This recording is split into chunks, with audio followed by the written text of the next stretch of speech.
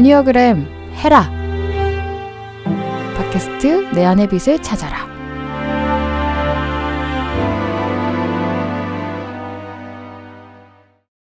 구화 6번 유형에 대하여. 그대 무엇이 그렇게 두려운가요? 그대를 한치도 못 움직이게 꽁꽁 묶는 그 두려움과 만나는 보셨나요? 만나기도 전에 지레 겁먹고 살아가는 건 아닌가요?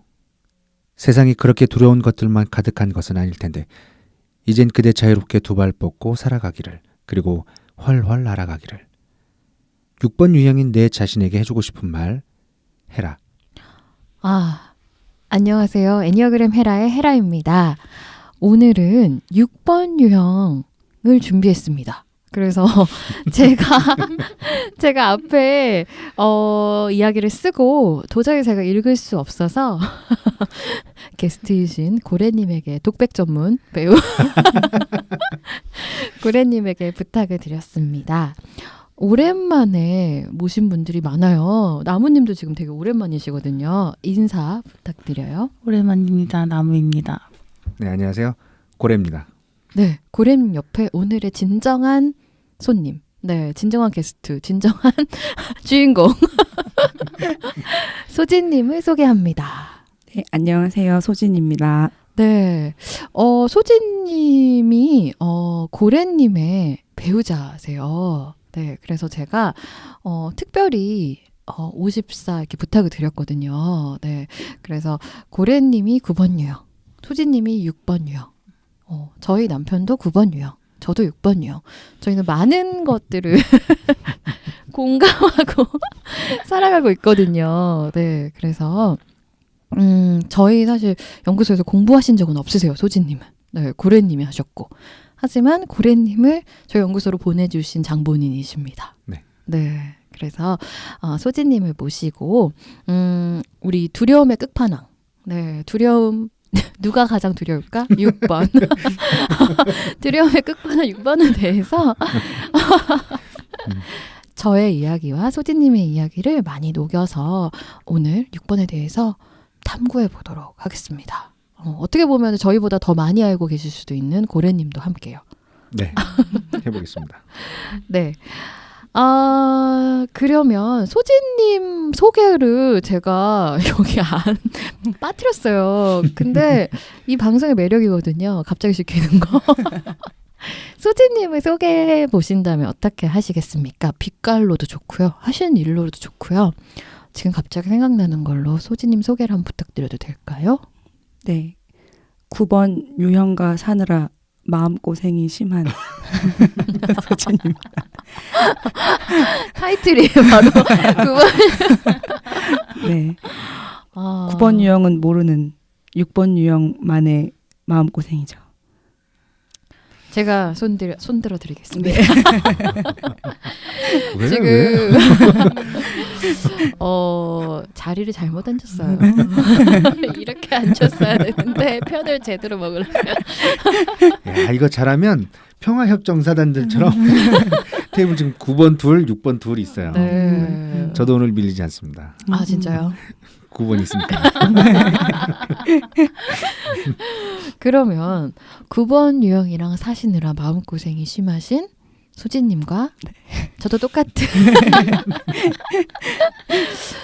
네, 제가 6번 유형에 대해서, 그러니까 저도 지난번 애니어그램 이야기 방송할 때도 6번 유형 방송에 제가 너무 힘을 줘서 오히려 너무 힘을 주지 않았나, 나중에 들을 때 그런 생각 했거든요. 저는 좀 힘을 빼고 소진님 이야기 더 많이 듣는 걸로 가보도록 하겠습니다. 소진님한테 제가 먼저 부탁을 드렸어요. 6번 유형을 설명할 수 있는 세 단어를 꼽으라면요, 이렇게 먼저 부탁을 드렸는데 세 가지를 한번 먼저 소개해 주시겠어요?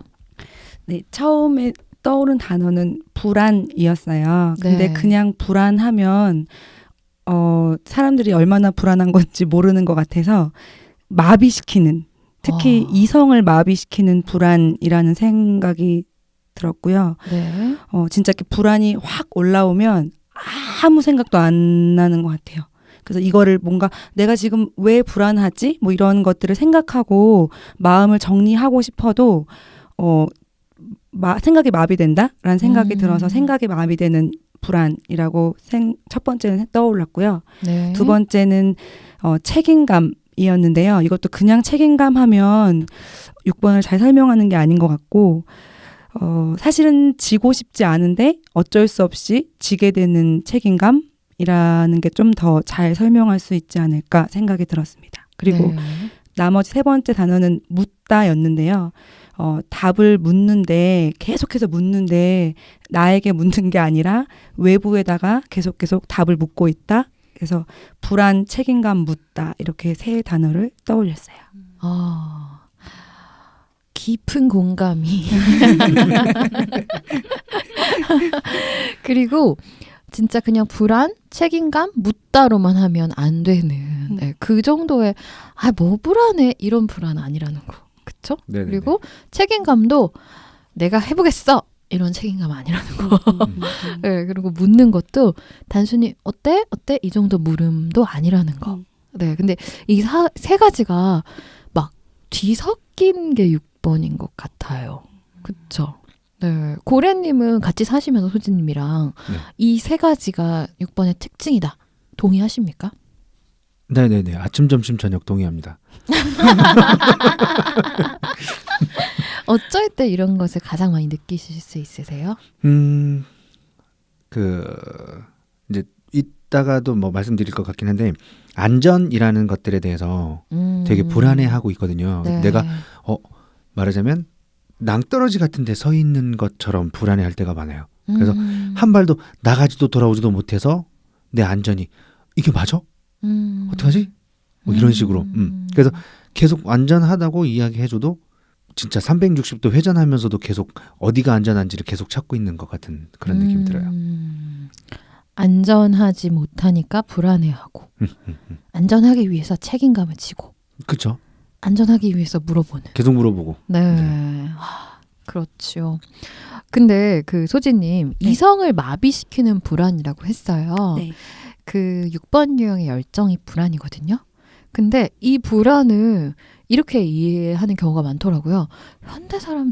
현대를 사는 사람 중에 불안하지 않은 사람이 어딨어. 다 불안하지. 나도 불안한데? 나 6번인가? 이렇게 얘기하는 사람은 6번이 아니에요. 네. 어느 정도 크기의 불안인가요? 저는 사실 제가 불안한지 몰랐어요. 네. 네, 그래서 맞아요. 제가 애니어그램을 처음 알게 되고 6번을 헤라님 방송을 들으면서 6번을 알았는데 뭐라는 거야 라고 전혀 이해할 수 없었어요. 그러니까 무슨 이야기인지를 모르겠는 거예요. 오히려 다른 번호들은 뭐구나 이렇게 알았는데 6번은 이해가 안 됐어요. 그리고 제 주위 사람들한테도 이렇게 친구들한테 물어봐도 내가 불안해 보여? 라고 하면 다 아니라고 하는 거예요. 네. 정말 어떤 느낌이냐면 불안이 몸에 쫙 달라붙어서 더 이상 분리가 안 되는 어떤 그런 느낌이거든요. 근데 그 에피소드를 하나 떠올려 봤는데 제가 뭐 예를 들면 10시까지 어디로 가서 일을 시작하기로 약속을 하고 움직여야 되는데 원래대로라면 거기가 이제 뭐 1시간 거리면 저희가 9시쯤 출발을 하면 되는데 그날도 9시에 출발을 했는데 보니까 내비게이션이 10시 뭐 15분에 도착한다라고 알려주는 거예요.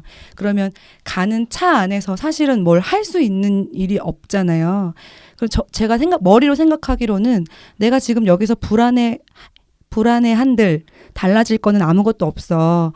늦겠다고 말씀드렸고, 그러니까 가는 곳에 늦겠다고 말씀드렸고, 그냥 가면 돼. 그분이 괜찮다고 하셨어.라고 아무리 제가 제 머리에다가 입력을 해도 정말 이 온몸이 마비되는 것 같은 그 불안에서 어떻게 놓여지지가 않고 1시간 내내 그러고 가는 거죠. 그렇게 불안이 엄습한다? 정말 그 불안 안으로 풍덩 빠져든다? 이런 느낌이 드는 것 같아요. 그 자리에 제가 같이 있었거든요. 네. 그런데 가는 차에 그 공사 저기가 맞은편이 공사였었는데 그걸 잘 모르고 이제 출발을 한 거였죠. 근데 계속 옆에서 시간이 1분 더 늘었어. 1분 또 늘었어. 계속 이러고 있어서 그러면 다른 차들을 추월해서 좀 가면 되잖아요. 추월하는 건 안 돼요. 추월하지 마. 오자마지 마. 그 왜 그런지 아세요? 추월하면 왜 안 되는지. 다른 차들이 가까이 오는 것 같고 너무 무서워서? 아니지요. 그럼요. 사고 나면 더 늦거든요. 와, 그래서 결국 도착했을 때 한 5분 정도 늦었던 것 같아요. 네. 5분 정도 늦었는데 와, 저는 종말을 만나는 줄 알았어요. 차를 다른 차들을 몇 번 더 추월했으면 혹시 5분도 안 늦었을 수도 있는데 네. 그건 안 되는 거야. 맞아요. 차선을 함부로 옮겨서는 안 되고 깜빡이를 줘서 뒷차가 빠져서 그 자리를 공간을 내주면 추월할 수 있어요. 하지만 내주지 않으면 왜 억지로 추월하려고 해. 그래놓고 1분 또 늘었어. 추월 못하게 하신 이유는? 제가 원래는 차에 대한 공포가 없었는데요. 재작년에 사고가 한번 교통사고가 난 적이 있었어요. 근데 저희가 그때, 그러니까 뭐 저희가 실수를 해서 사고가 난 거면 앞으로는 그런 실수를 안 하면 돼라고 생각을 할 텐데, 그때 저희가 사고가 날 것 같았고 브레이크를 밟았는데 브레이크가 안 먹고 이제 차가 밀려서 사고가 났어요. 제가 앞에 차를 받고 그 차가 또 앞에 차를 받고 이래서 그 뒤로는 내가 이거를 통제할 수 없구나. 이 사람이 운전을 아무리 잘한다고 해도 이 사람도 통제할 수 없는 상황이 오는구나라고 하니까 그래서 좀 더 불안한 것 같아요. 그 차 안에선 특히 예민해져요. 네. 맞아요. 네. 왕왕 운전 중에 나 지금 많이 불안한 것 같아. 그러면 제가 갓길로 빠져서 잠깐 숨 돌릴 시간을 좀 주고 가기도 하거든요. 요즘 같으면. 갑자기 눈물이 확 터지면서 이렇게 막 주체할 수 없게 눈물이 막 나올 때가 있어요. 불안해지면. 그러면 안 되겠다. 잠깐 쉬었다 가자. 이렇게 해서 쉬어서 저도 좀 가라앉히고 가고. 최근에서야 좀 힘들지. 잠깐 괜찮아. 이제 괜찮아 하고 다독이거나 혹은 속도를 줄이는데 그전에는 뭐가 도대체 무섭냐고 가든 차든 가고 있는데 네. 저 옆에 큰 차 지나가면 어때? 라고 좀 답답했었어요. 네. 근데 그때 어떻게 갑자기 좀 이해가 되셨나요? 갑자기 이해는 아니고요. 한번 저한테 정말 진지하게 얘기를 하더라고요. 죽을 것 같다고. 사고가 나서 죽을 것 같은 게 아니고 정말 이 불안함 때문에 내가 미쳐 죽어버릴 것 같다고 라고 해서 알았어 그럼 좀 쉬어. 그러고 가서 쉬었었어요. 근데 이제 그렇게 되게 애잔하게 되게 정말 최선을 다해서 자기를 최선을 다해서 얘기하는데 뭐라 얘기를 못 하겠더라고요. 그래서 그 불안에 대해서 설명을 해주신 거군요. 이만큼 불안해. 그 설명 불안 한번 때문에 죽을 것 같아라고 들어볼까요? 어떻게 해서 말씀해 주셨어요? 불안에 대해서? 계속 뭐라고 말하냐면 왜 나를 못 믿어? 그런 게 아닌데. 네, 그러니까 내가 할 수 있다고, 내가 안전하게 할 수 있다고라고 자꾸 이야기를 하는데 그날은 진짜 이렇게. 그날도 이제 빨리 가야 된다는 생각에 자꾸 차선을 변경하는데 정말 눈물이 갑자기 확 올라오면서 막 진짜 엉엉 눈물이 나는 거예요. 그래서 내가 이게 진짜로 당신한테 뭔가 속상해서 이러고 서운해서 말을 하는 게 아니고 내가 너무 불안해서 그렇다라고 그러니까 진짜 아이 메시지로 얘기를 했어요. 안 그러면 또 왜 너는 나를 못 믿니? 뭐 이렇게 얘기할까 봐 나 정말 너무 죽을 것 같아. 근데 사고가 나서 죽을 것 같은 게 아니라 내가 정말 불안해서 죽을 것 같아.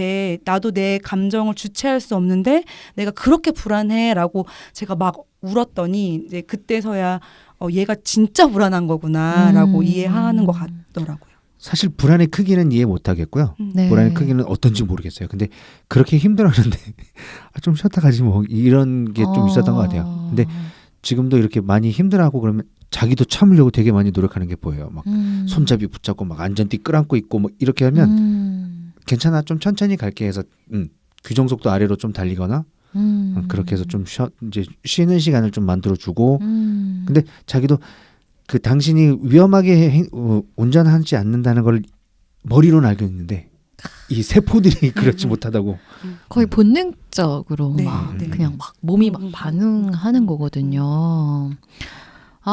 너무 비슷해요. 아니 그냥 나무님한테 진행을 맡겨야 될 거. 왜냐면 뭐 뒤에 생각이 별로 나질 않아.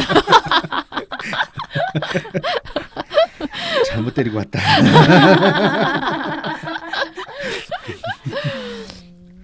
진짜 이 불안이라는 게요.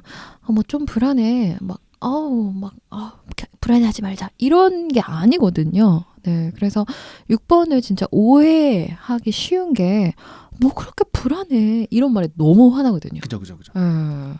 유난도 떤다 뭐 이렇게 네, 얘기하죠. 그런 거 아니거든요. 네. 거의 본능적으로 세포 하나가 털이 다 쓰는 느낌?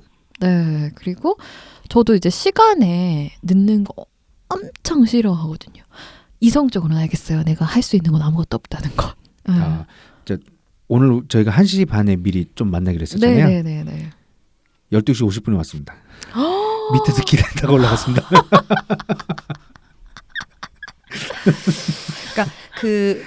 제가 그동안 살면서 말하자면 100번의 약속이 있었다면 99번의 약속을 늦은 적이 없는데 네. 한 번 늦은 것만 기억나요. 그래서 내가 또 그렇게 어떤 내가 예기치 못한 상황으로 또 늦을 수도 있겠구나. 그러면 일찍 나가야 돼. 어떤 일이 벌어질지 몰라라고 해서 그러니까 좋았던 잘했던 99가지는 기억이 안 나고요. 실수한 한 가지만 기억나요. 늘 일찍 가서 주변을 서성여요. 자, 12시 50분에 도착했잖아요. 네. 근데 저희가 한 5분 남겨놓고 올라갔어요. 네, 맞아요. 그래서 야, 좀 일찍 갈까 그랬더니 아니 준비가 안 됐을 수도 있잖아. 이따 가는 게 맞아. 이런 게 사실은 6번의 배려고 잘 몰라요. 저도 어디 가면 되게 배려한다고 이런 거를 막 혼자 되게 계산하고 있는데 나중에 아무도 그것에 대해서 별로 고마워하지 않는 그런 모습을 볼 때마다 아 내가 참 엉뚱한 내 에너지를 쓰고 있구나 이런 생각을 하는데 방황하기 전에 어디야 저기야 알겠어 25분 동안 돌아다니면 돼. 아 그러셨구나. 아 참 뭐라고 해야 할지 나무님 좀 나서주세요. 사실 9번은 그런 개념들이 좀 멀잖아요. 그럼요. 좀 먼데 6번이랑 같이 살아서 그 패턴 속에서 들어가 있어서 나무님은 잘 안 그러시죠? 뭐라고 해야 될지 모르겠어요. 솔직히 말하면 진짜 뭐라고 해야 6번이랑 될지 생활하지 않아 모르겠어요. 보니까 당황스럽죠. 그러니까 6번하고 결혼하세요. 악담 같지? 이제 저 같은 경우도 늦지 말아야지 하면서도 몸이 편해야 되다 보니까 어떻게 하다 보면은 좀 늦어지는 경우 사실 근무 시간도 좀 지각하는 경우도 꽤 있거든요. 약간 계산해서 나가면 꼭 좀 틀어지면서 변수가 생기니까. 아, 우리는 늦은 건 기억 안 해. 안 솔직히 늦은 것만 기억해. 좋겠다. 근데 저는 나무님하고 녹음을 매번 하잖아요. 네네네. 제가 나무님을 보면서 진짜 저거는 나도 저랬으면 좋겠어 생각한 게 뭐냐면 아마 홈런볼님도 그때 정시에 딱 오신 거예요. 근데 녹음에 집중 못 하셨어요. 한동안. 그래서 제가 왜 지금 이렇게 집중이 안 되세요 했더니 늦은 불안감이 그러니까 차에서부터 늦은 그 불안감을 계속 여기까지 끌고 오시는 거예요. 근데 나무님은 정시에 딱 오셔도 바로 여기서 확 들어가요. 너무 신기한 거예요. 저는 그게 저는 대부분 30분 일찍 와 있거든요. 그거 하기로 왔고 그 시간에 왔잖아. 그렇죠. 그럼 된 거잖아요. 우리도 아는데 바보가 아니야. 머리로는 알아. 머리를 아는데 몸이 그게 안 되는 거죠. 그래가지고 홈런볼님도 막 계속 막 종이 막 이러셔가지고 왜 그러세요 했더니 차에서 그 내비 보면서 이 분수 안 주는 거기에 너무 이렇게 불안을 올린 게 여기 와서도 안정이 안 되신다고. 한참 뒤에 그 얘기를 하고 나서야 막 종이 그러는 거 그만하시더라고요. 그래서 저도 이제 그런 건 무슨 마음인지 아니까 그런 거 예방하기 위해서 차라리 일찍 가는 게 낫거든요. 저희 같은 경우에는. 네. 그럼 25분 동안 뭐 하시는 거예요? 그래서 쇼핑했어요. 오늘은 그래도 뭔가 할 일이 있었어요. 필통이 필요해서 필통을 사러 갔다 왔습니다. 네. 그럼 평소에는 그렇게 한 2-30분 빨리 도착하면 뭐 하세요? 문 앞에 앉아 있어요. 저희 친정 엄마가 6번이신데요. 그 언니가 아이를 낳으러 그 산통이 와서 병원에 갔는데 일찍 간 거예요. 병원 문이 열기 전에. 근데 거의 개인 병원이어서 이제 그 당직서는 간호사분들은 계셨는 것 같아요. 근데 저희 엄마가 깨우지 말자고 그래서 아기가 나오기 직전에 그 옆에 병원에 365시간, 그 24시간 그 코너에다가 언니를 데려다 놓고 기다리셨어요. 그리고 딱 9시 돼서 딱 시간 되니까 데려가서 바로 아기가 한 30분 안 돼서 나온 거예요. 그러니까 머리는 이미 인출기에서 나왔어요. 근데 이제 피해주면 안 된다. 이 얘기 고래님한테 옛날에 한번 들었는데 인출기에서 인출기에서 애 낳아서 큰 척하는. 기다렸던. 넌 고향이 어디니? 인출기요. 아니 이것과 연결을 해보면 이게 너무 불안하니까 일찍 오셨잖아요 오늘도. 근데 사실 이거는 책임감이라고도 얘기할 수 있거든요. 그렇죠. 녹음을 하시기로 했으니까 그리고 1시 반에 만나기로 했는데 늦지 않기 위해서 25분이나 일찍 오시고 또 먼저 들어오시면 제가 불편할까봐 준비가 안 됐을까봐 딱 약속 시간 5분 전에 들어오셨거든요. 근데 이것을 책임감이라고 얘기할 수 있는데 이걸 왜 어쩔 수 없어서 지게 되는 책임감이라고 부를까요? 전 알지만 여쭤보는 거예요. 어쩔 수 없는 책임. 감사하고 좋아서 하는 게 아니라 그렇게 하지 않으면 뭐 내가 어떻게 될까봐 이 사람하고 관계가 틀어질까봐 뭐 이렇게 해서 그런 것들을 생각하고 하는 거라서 그래서 어쩔 수 없는이라고 생각이 들었고요.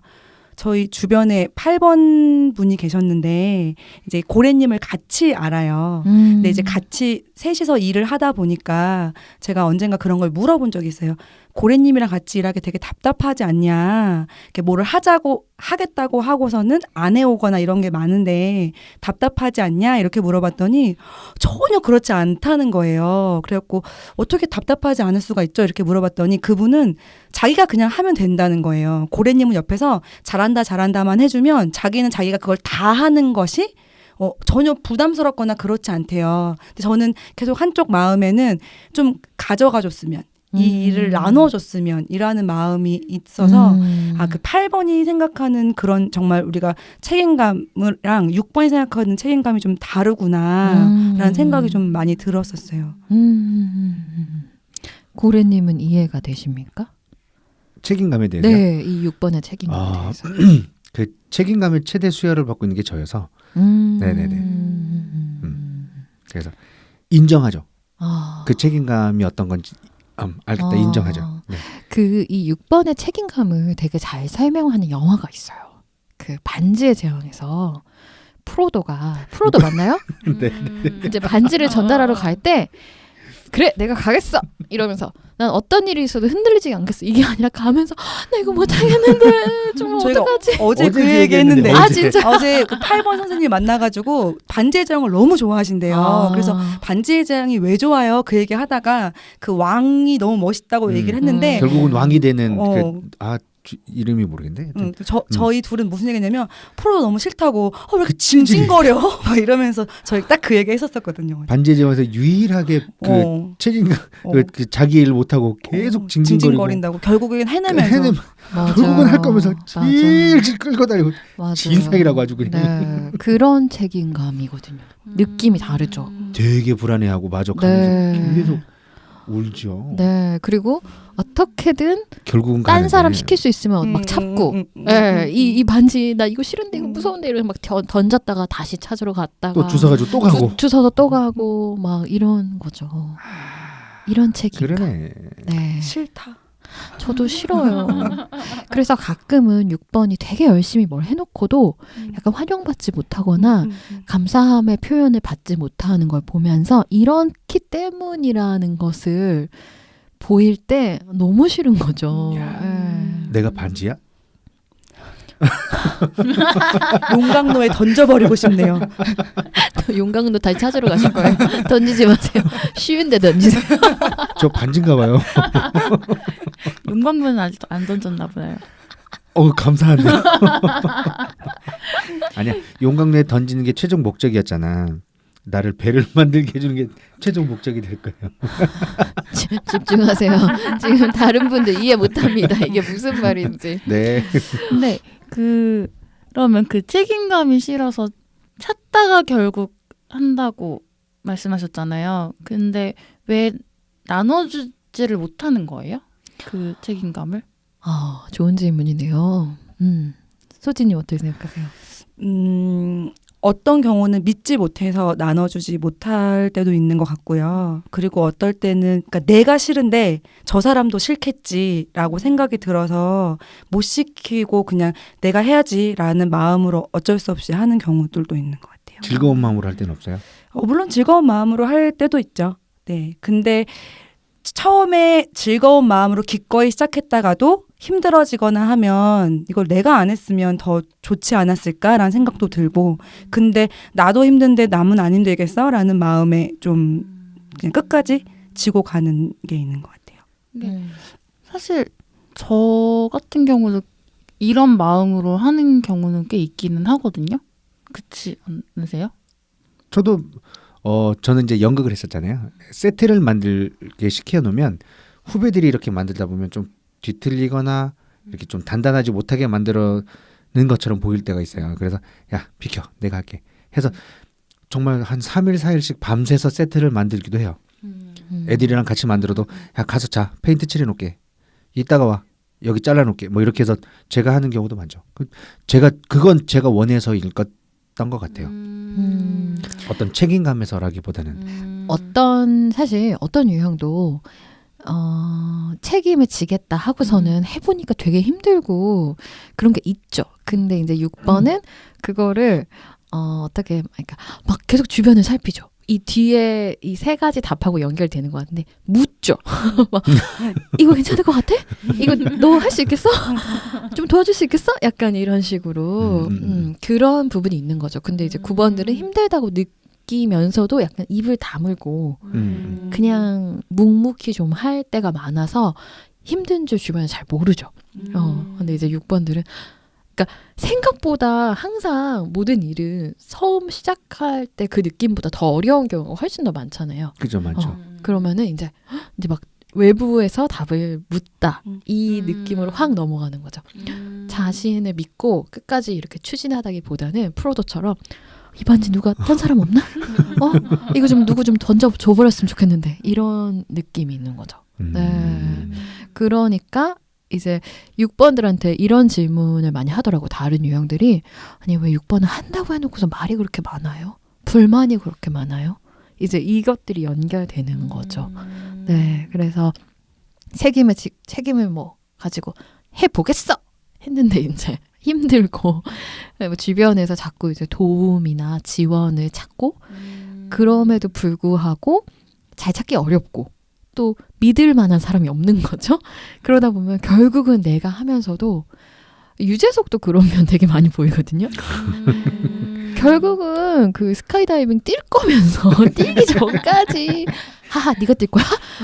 나 아니면 안 돼? 막 끝까지 묻고서는 뛰어내리거든요. 그래서 거기서 사실 에너지 되게 많이 낭비하죠. 네, 그런 면이 보이죠. 네, 그래서 네, 그런 거예요. 네, 다른 유형도 다 비슷하지만 어떻게 보면 그것을 되게 많이 표현하고 그 불안감을 밖으로 좀 뿜고 네, 그리고 외부에서 답을 자꾸 뭔가 대신해 줄 사람을 찾다 보니 네, 다른 사람들이 보기에는 아니 왜 한다고 해놓고선 했는데 했어요.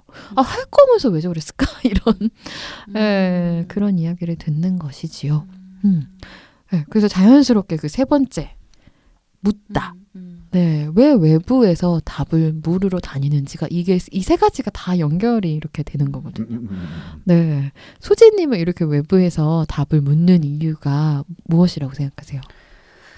뭐 우선은 나는 잘 모른다인 것 같아요. 근데 그러니까 제가 정말 내가 외부에 엄청 묻는구나라고 생각했던 때가 바깥에서 누구한테 기분 나쁜 대우를 받았어요. 근데 네. 이제 기분이 확 나빠졌는데 갑자기 어떤 생각이 들었냐면 이거 기분 나쁜 게 이상한 거 아닌가? 라는 생각이 들어서 전화를 해요. 고래님한테. 고래님 내가 지금 이러해서 이런 대우를 받았는데 내가 기분 나빠해도 되는 거지? 이거 기분 나쁠 만한 일이지? 라고 해서 그러네. 그 미친 거 아니야? 막 이렇게 막 이제 편을 들어주면 그때서야 그래 이게 기분 나쁜 게 맞아 라고 생각이 들어요. 그러니까 그 정도로 제 감정에조차 자신이 없는 거죠. 이게 다른 사람들은 안 이럴 수도 있어. 나만 이상한 사람이야. 이런 생각들을 하는 것 같아요. 왜 제 얘기 같죠? 그러니까 기분은 나쁜데 확신이 없어서 물어보는 거예요? 그러니까 다른 사람들은 이거를 그냥 다르게 생각하고 기분 나빠하지 않을 수도 있을 텐데 내가 좀 이상한가?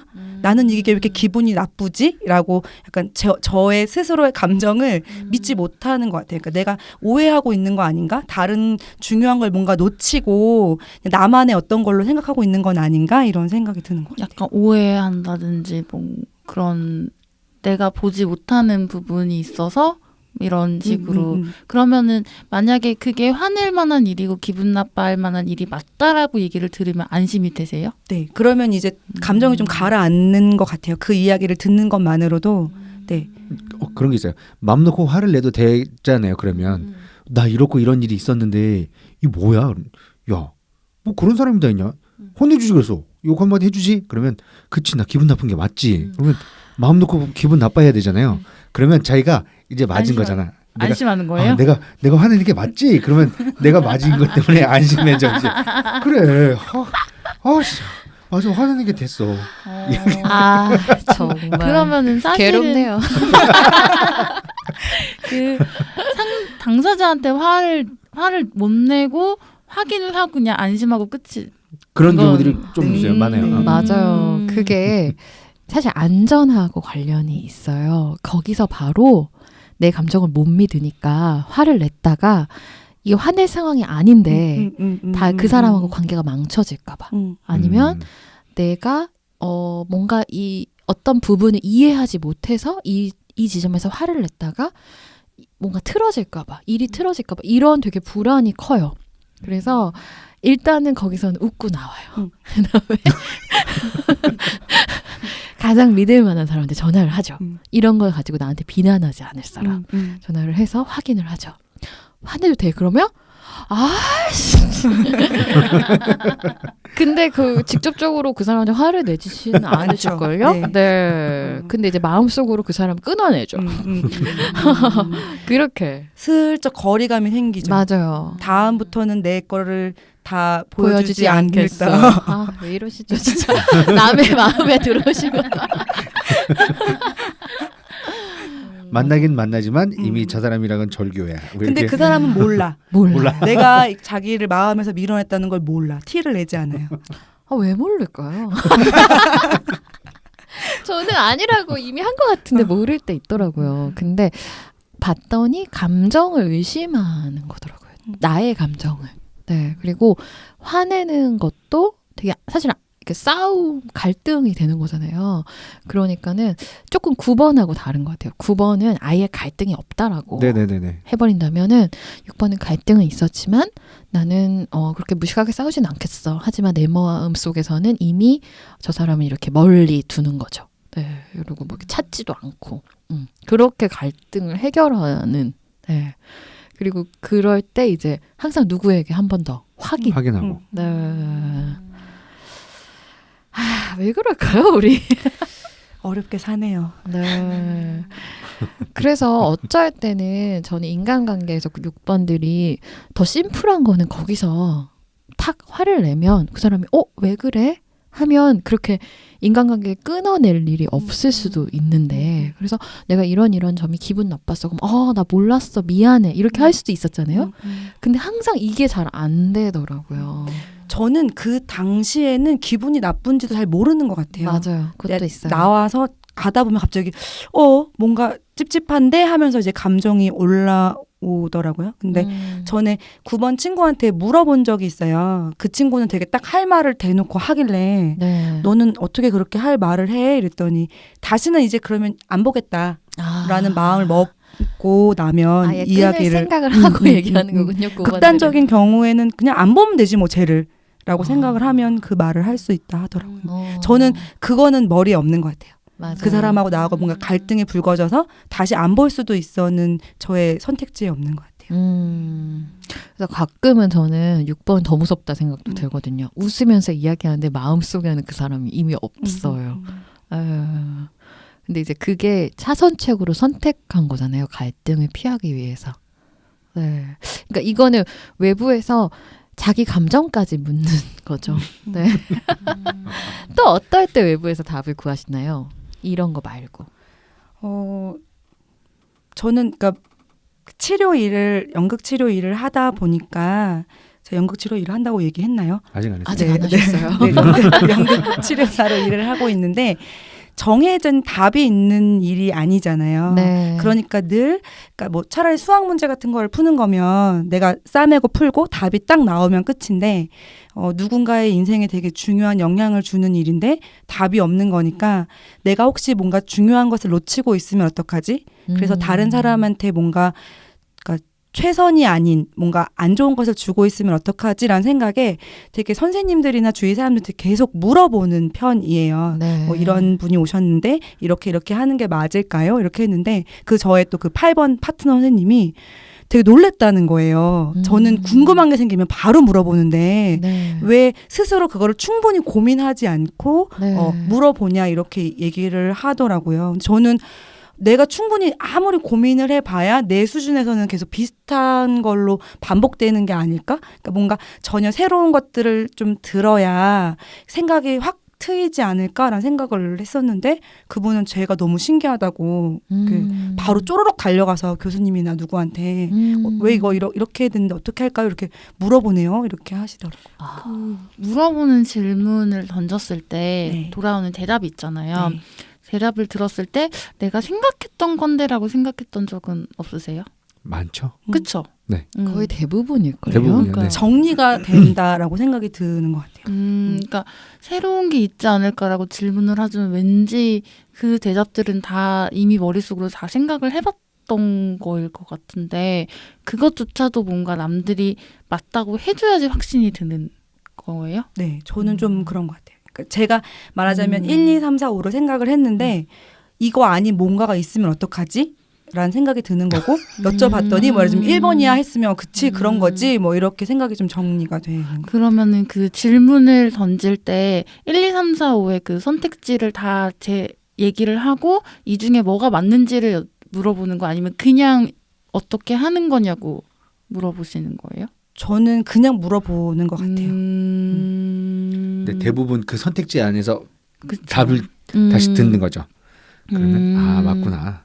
확인하는 거예요. 네. 그냥 사실은 다 알고 있었는데 컨펌 정도의 느낌인 거죠. 근데 그 1, 2, 3, 4, 5를 만약에 드러내지 못하는 이유는 그거밖에 없어? 이런 피드백을 들을까봐 창피해서 드러내지 못하는 것 같아요.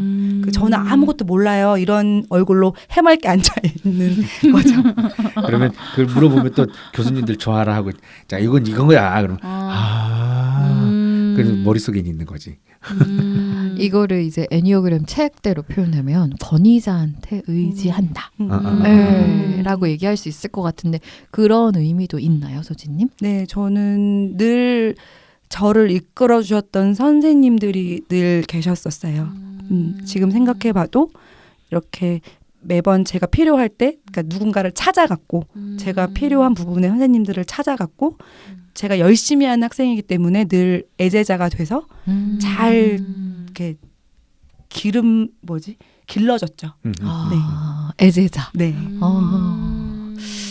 참 6번들 중에 그 되게 많은 것 같아요. 애제자들. 잘 키워지는 사람들. 근데 이제 다 키웠으면 빨리 나가야 되는데 잘 못 나가는 사람.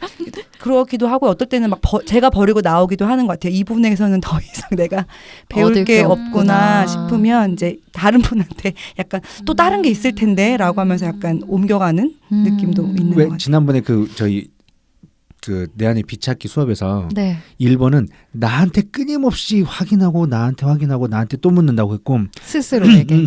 6번은 되게 여러 사람한테 물어보고 다 하신다고 했잖아요. 네. 딱 그렇게 있습니다. 네. 그쵸. 그리고 6번들이 그래서 이런 욕도 많이 먹어요. 그렇게 물어보더니 결국 네 맘대로 하더라. 그 8번 그 파트너랑 그런 얘기 한 적 있었는데 그분이 그런 욕을 누군가의 뒷담화를 하시면서 그렇게 물어봐 놓고 지 맘대로 할 거였으면 왜 물어봤냐 이런 얘기를 네. 하는 거예요. 제 얘기는 아니었고 이제 다른 사람 이야기를 했는데 제가 그 사람 마음이 너무 공감이 되는 맞아요. 거예요. 그래서 그러니까 우선 생각하기 전에 여러 가지 이야기를 듣고 고르려고 한 거였기 때문에 네, 꼭 그 안에 선택할 필요가 없는 거죠. 근데 그분은 자기가 충분히 고민을 한 뒤에 물어본 거였기 때문에 그 사람이 그렇게 말을 하면 그것대로 해야 된다고 생각을 하시더라고요. 그러니까 8번에 이제 이 마음속 아니면 머릿속에는 물어봤을 때는 그대로 할 거니까 물어봤겠지라고 생각한 거죠. 왜 물어본 거야? 안 하려면. 근데 6번은 아니거든요. 선택지가 뭐가 있는지 확인하는 작업이었거든요. 아, 이제 10가지 의견을 들었네. 난 11번으로 가야겠다. 이거 요렇게 좋은 점 이렇게 조합해서 난 11번으로 가야겠다. 이런 경우 되게 많거든요. 그리고 그 질문하는 속에서 또 깨달음도 되게 많이 얻어요. 뭐냐면 자기가 질문하면서 자기가 답을 찾을 때가 많아요. 아, 내가 더 잘하는구나 저 사람보다. 이런 왜 물었을까 처음부터 이런 거. 그쵸? 네, 그럴 때 있는 것 같아요. 정답.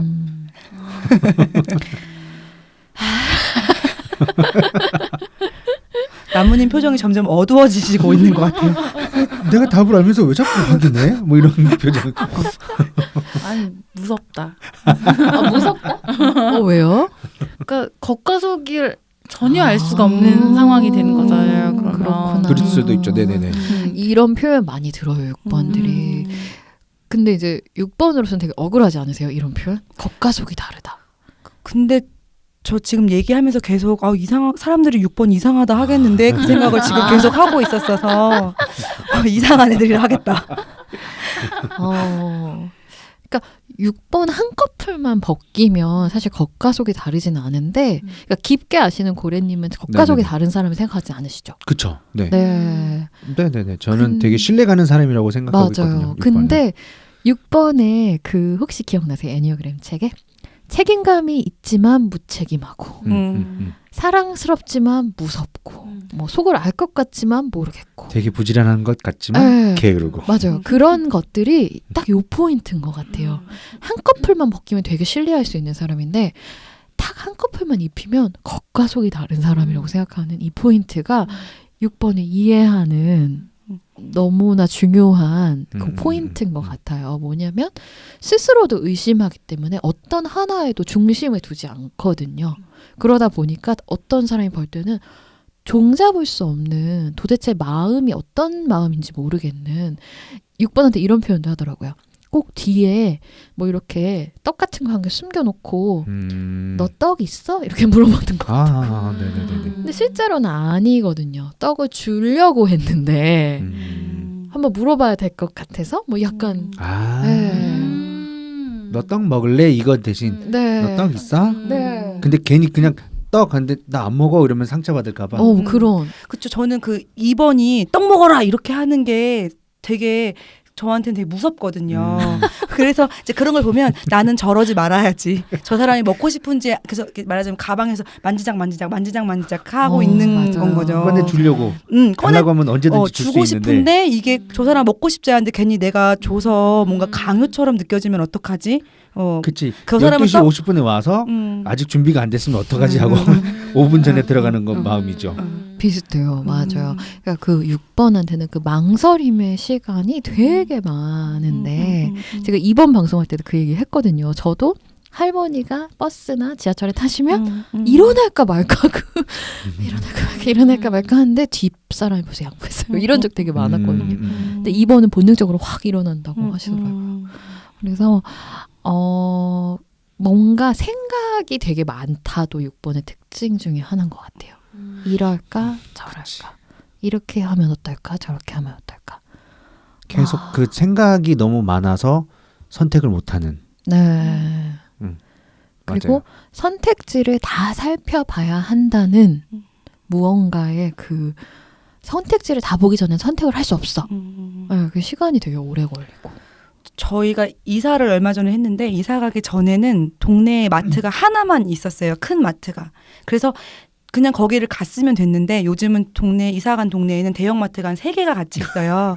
그러면 어느 물품은 여기가 싸고 어느 물품은 저희가 싸고 이렇더라고요. 그러면 이제 여기로 갔는데 저기가 싸면 어떡하지? 막 이게 계속 저한테 그냥 없으면 좋겠다. 하나면 마음 편하겠다. 근데 인터넷 쇼핑을 하기 시작하면서 정말 멘붕이 오는 것 같아요. 너무 종류가 많고 사람마다 후기는 다 다르고 너무 공감되네요. 저는 이 현대사회에 너무 선택지가 많은 게 너무 괴롭거든요. 근데 저희 아들은 7번인데 너무 좋아해요. 그 선택지가 많은 것이 너무너무 즐거운 것 같아요. 이것도 내 것 같고 이것도 내 것 같고 이것도 내 것 같고 진짜 많을수록 맞아요. 좋은 것 같아요. 많을수록 좋아요. 저는 그래서 인터넷 쇼핑은 저 스스로 정했거든요. 쿠팡에서만 산다 이렇게. 왜냐면 그 검색을 시작하면은 결국 사지 못하고 몇 시간이 지나가는 그 시간이 더 아까워서 근데 그 쿠팡 안에도 하나의 물건이 있으면 되게 종류가 다양하잖아요. 1번으로 뜨는 거. 아. 그게 인기 제일 많고 가격도 적당한 그 중간선인 것 같더라고요. 저도 파워링크를 그래서 애용하죠. 네. 대기업 물건을 사고 그냥. 인기순. 많은 사람들이 보증한 제품. 맞아요. 실패 확률이 적은. 그리고 나의 머릿속을 덜 복잡하게 만드는 방안의 하나로. 저는 그래서 6번 때문에 대기업이 사는 게 아닐까 이런 생각을 많이 해요. 그러니까 만약에 되게 작은 빵집과 그냥 그 매장이 있으면 그냥 글로 가죠. 저길 가서 실패할 확률이 있기 때문에. 저는 그래서 그 지금 저희 여기 홍대 근처에 있잖아요. 근데 되게 작은 빵집들이 많아요. 근데 저도 이제 작은 자영업자로서 요즘에는 실패해도 저 집 빵 먹어주자 이러면서 일부러 또 그런 것도 정하면 글로 꼭 가는 그런 저 젊은 사람들이 얼마나 힘들겠어 이런 그것도 한번 정하면 글로 가고 또 어떤 뭐 휴지 사고 이럴 때는 뭐 이 브랜드는 이렇게 실패할 확률이 없어 그냥 그거 계속 사고 뭐 이런 그 원칙을 막 정해놓은 되게 골라 먹는 아이스크림 집 있잖아요. 너무 싫죠. 저희 아들은 너무 좋아해요. 가서 알아요. 새 제품이 나오면 그걸 꼭 먹어봐요. 저거 살 거야. 저거 살 거야. 그래놓고 한 입 먹고 맛이 없으면 그냥 안 먹으면 돼. 근데 저희 아내 같은 경우에는 정말 먹었었던 그것만 아무리 새 제품이 널리고 지천에 깔려 있어도 이거 먹었던 거, 맛있었던 거. 제일 좋아하는 맛이 무엇이에요? 전 바람과 함께 사라지다. 전 체리 주빌레. 20년째 그거만 먹. 저는 그 바람과 함께 사라지다를 누가 처음에 먹어보라고 했을 때 되게 왜 새로운 걸 먹으라고 해 이러면서 긴장하고 먹었는데 맛있는 거야. 근데 그런 건 기억하지 않아요. 아들내미가 맨날 망하는 것만 기억나요. 그 새로운 걸 골랐다가 망한 것만 계속 기억이 나면서 새로운 걸 사지 않죠. 저도 그래서 저는 그 가게에 바람과 함께 사라지다만 있는 줄 알았어요. 맨날 그거만 사. 전 나가서 선택하지 않고 그냥 사다 주면 먹거든요. 그래서 골라 먹는 재미가 있다는데 왜 맨날 하나만 있지? 아들이 태어나고 나서 되게 다양하게 나오는구나. 계속 업데이트 되긴 하죠. 제가 그래서 미국 가서 멘붕이 왔었잖아요. 그러니까 그 아이스크림이 잘 없거든요. 많이 없고 미국은 그 이제 자기들만의 브랜드 그 아이스크림 가게 되게 많고 종류가 그 골라 먹는 그 아이스크림 가게 한 3배 정도가 돼요. 그 정도로 사람들이 그 플레이버를 많이 가지고 있어요. 근데 멘붕이 온 거예요. 뭔지 모르겠는 거죠. 근데 또 되게 친절해요. 다 맛볼 수 있게 해주거든요. 한 스푼씩. 네네네네. 한 10개를 먹어봤는데 모르겠네요. 그냥 체리 좀 빌려주세요. 없어요 그거. 없어. 그래가지고 10개 정도 먹으면 이게 무슨 맛인지 모르겠거든요. 그죠, 모르죠. 그래서 생각도 나지 않지만 이 사람한테 미안해서 그냥 1번 먹었던 거예요. 이런 식으로. 되게 괴로웠던 기억이 나요. 또 그 사람한테 미안하고 이제 불안해지기 시작하죠. 이렇게 먹어도 되나? 맞아요. 그럴 것 같아요. 그리고 이렇게 먹고 한 스푼 사도 되나? 내가 이미 한 스푼을 먹은 것 같은데 이런. 왜 그럴까요? 진짜. 어렵게 산다. 네. 생각 나무님은 지금 마이크에서 멀어졌어. 왜 저렇게 사는 거야? 그러니까 나무님은 이해 포기. 아니 진짜 그래요, 나무님? 어떤 진짜 거요? 6번이 이렇게 사는 게 이해가 잘 안 되신가요? 아니요, 되는 부분이 있어요. 어떤 부분요? 그 방금 전에 10개를 쭉 맛볼 수 있게 해준다고 했잖아요. 네. 저는 그렇게 해도 2군데서 멈춰요. 두세 개 괜찮다고. 먹어보면 딱 2개 정도 딱 먹어보고 더 이상은 영업 방해하는 것 같고 싫으니까 그냥 한 개 엄청 보다가 제일 끌리는 거 그냥 1개, 2개 정도 먹어보고 그 중에서 하나 고르거나 아니면 근데 먹어보고 싶었던 거 다른 거 하나 이렇게 하게 돼가지고 좀 어떡하지? 이런 거는 좀 있긴 있어요. 그러니까 선택지가 너무 많으면 저도 좀 멘붕이 오기는 하는데 근데 다 먹어보지는 못해가지고. 한 2개 정도에서 멈춘다. 네. 그러니까 그게 왜 쭉 골라보고 이렇게 이걸 먹을까 안 하고 그냥 맛있어 보이네. 그럼 사면 되잖아. 뭐가 맛있는지 10개까지도 모르겠거든요. 사서 내가 만족하면 되는 거 아니야? 아 이건 좀 맛이 그러네. 그럼 됐지 뭘. 다음에 먹지 말아야지 이렇게. 다음에 안 먹으면 되지. 그러니까 제가 9번 남편이랑 살면서 그 면을 좀 배웠어요. 뭐냐면 꼭 베스트로 선택하지 않아도 비슷비슷하더라 이런 거. 살다 보면. 그럼. 아이스크림 시원하고. 근데 그 삶에서 결정을 해야 되는 순간에 6번이 진짜 많이 망설이거든요. 그리고 결정을 되게 못하면서 옵션지는 최고로 많이 들고 있거든요. 근데 나중에 보니까 뭘 선택하든지 사실은 내 하기 나름이라서 그 결정에 너무 에너지를 많이 뺄 필요가 없었구나라는 것을 좀 알게 됐어요. 소진님 어떠신가요? 네, 저도 9번이랑 살면서 그런 생각 한 것 같아요. 그러니까 이거 아닌 것 같은데라고 했는데 별로 나쁘지 않네 이런 생각들 할 때 있는 것 같아요. 근데 그 나쁘지 않네라고 생각하는 게 이미 그 많은 선택지 중에서 한두 가지를 고르니까 결국에 그렇게 느껴지는 거 아니에요?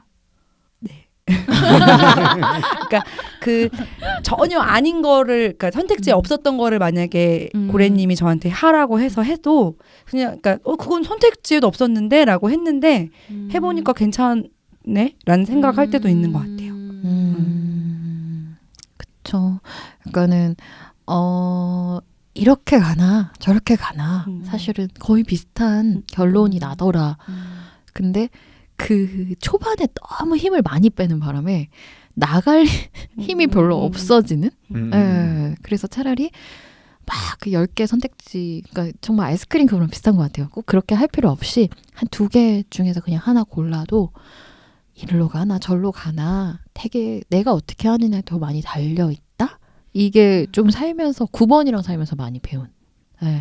그리고 조금 잘못해도 뭐 다음에 잘하면 되지 이렇게 9번은 너무 쉽게 저는 막 머리 싸매고 막 자책과 자기 검열에 막 들어가거든요. 어느 포인트에서 내가 잘못했을까?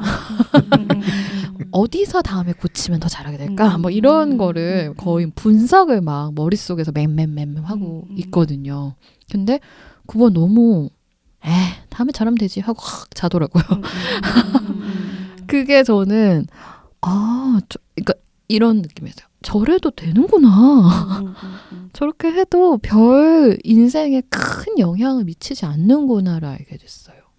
저도 같이 일을 하고 딱 나오면 저는 이제 잘못하고 아쉬웠던 것부터 생각이 막 나요. 근데 고래님은 늘 오늘 너무 잘했어 이렇게 마무리가 돼요.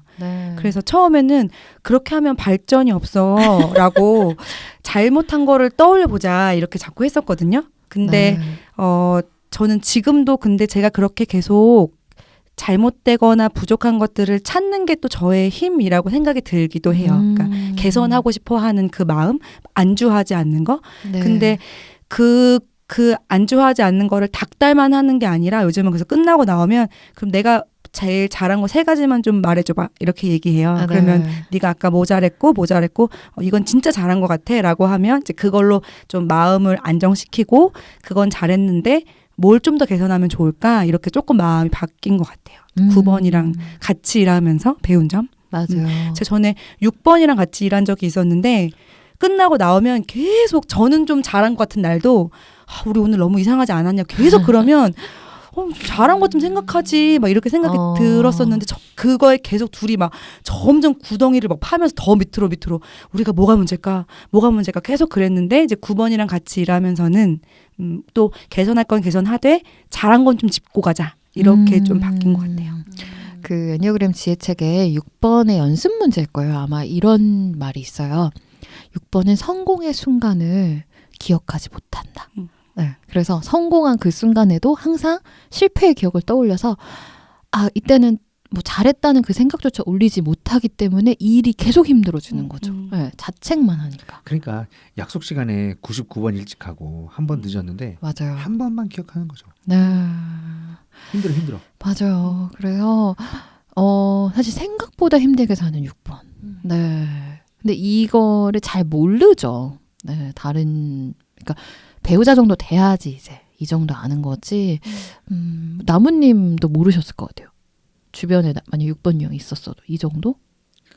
이 정도인지는 몰랐던 것 같고, 근데 네. 이제 그 본능적으로 좀 유형 상관없이 사람들이 자기 속내를 잘 털어놓는 것 같아요. 아, 6번 유형이? 아니면 아니요. 다른? 그러니까 9번들한테. 9번들한테. 옆에 네. 있으면 나 힘들어. 분명 본인은 되게 의젓하고 막 듬직하다 이렇게 얘기해도 저랑 있으면 유독 엄청 힘들다 찡찡거리고 이런 게 되게 막 힘든 거 약하고 뭐 가끔 내가 무슨 총알바지인가 약간 뭔가 이렇게 쏟아내는 약간 감정 쏟아내는 쓰레기통인가 이런 생각이 들 정도의 상황들이 있는데 그러다 보니까 약간 그런 감은 있는 것 같아요. 그러니까 보다 보면 저 사람이 되게 불안해하는구나. 저 사람이 지금 되게 뭔가 공허하구나. 근데 6번으로 추정되는 사람들 같은 경우는 분명히 시험 굉장히 잘 봤거든요. 근데 하나 틀린 거, 하나 애매한 거 그거 가지고 계속 쉬는 시간에 막 집착해서 이거 왜냐하면 다음 시간에 그 다음 시간은 막 영어든지 과학이든지 이거 시험을 봐야 되는데 계속 수학에 꽂혀 있는 거예요. 언어 영역, 수학 영역. 그러면 야 이거 뭐였어? 몇 번 뭐였어? 기억 안 나는데. 그러니까 그게 되게 불안하구나. 근데 보면은 걔가 점수가 제일 높고. 왜 물어본 거야? 그럼 그러니까 남들 보기에는 되게 얄미운 거죠. 아 쟤는 아니 남들은 저 점수 맞고 싶은데 맞아요. 받고 싶은 점수를 받아놓고 그 하나 틀린 거 가지고 왜 저래 하면서 되게 얄미워하는데 이제 그런 친구들 나중에 이제 얘기 들어보면 그 뭔가 그 안에 알 수 없는 내가 상상하지 못하는 그런 계속 걱정하고 이런 것들이 있으니까 그런 게 6번일 것이다. 네. 맞는 것 같아요. 그냥 그러지 않을까라는 생각은 했었어요. 그러기다가 배려를 굉장히 많이 하고 근데 또 뒤에서 남 얘기는 진짜 또 많이 하는 거예요. 그러니까 참 배려가 많은데 참 알 수 없다, 참 무섭다 이런 생각을 알수 친구지만 없다. 했던 것 같아요. 그러니까 그런 친구들한테 뭔가 얘기하는 게 조심스러워지는. 그래서 경우 없는 짓은 또 안 해요. 또 안 해요. 네네네. 맞아요. 그래, 적전선을 유지하죠. 그러니까요. 그래서 그 친구가 뭔가 이렇게 한마디 쓴소리 하거나 뭔가 얘기할 때 듣고만 있게 되는 그런 게 있는 것 같아요. 그래서 무슨 얘는 어떤 생각을 여러 가지 생각을 고민을 하고 얘기를 했겠지. 얘가 남들 앞에 안 하는데 이렇게 얘기하는 거는 어쨌든 나를 믿으니까 얘기를 하겠지. 그냥 그렇게 생각을 하고 넘기는 것 같아요. 근데 이제 그게 그 안에 이제 그 담긴 모든 그런 생각들 이런 거 보면 맞아요. 그러니까는 되게 뒤엉킨 그런 생각 속에서 막 툭툭툭툭 나오는 건데 또 이제 9번들은 얘가 뭔가 되게 깊이 고민하고 얘기했겠지 라고 생각하지만 실제로는 좀 1번 유형의 화가 뿜뿜 하는 거랑 비슷한 느낌으로 6번 유형은 불평불만이 좀 뿜뿜. 네. 그래서 생각보다 깊게 생각하지 않고 얘기하는 게. 근데 그건 확실한 것 같아요. 정말 믿을 만한 사람한테만. 네. 그러니까 나무님을 믿어서 아마. 그리고 9번이 되게 6번한테 포근하고 누울 자리를 주는 것 같아요. 네. 그래서 6, 9 커플이 맞는 게 아닌가. 네. 그런 생각도 하지요. 고래님. 좀 이런 이야기를 소지님의 이야기를 약간 객관적인 언어로 들으시니까 어떠세요 오늘? 많이 공감되는 부분들이 많아요. 공감되는 부분도 많고 이걸 단어화 시키니까 네. 이렇게 딱 단어로 딱 들리니까 그런 좀 거였구나. 정리되는 부분도 좀 있고. 네. 네.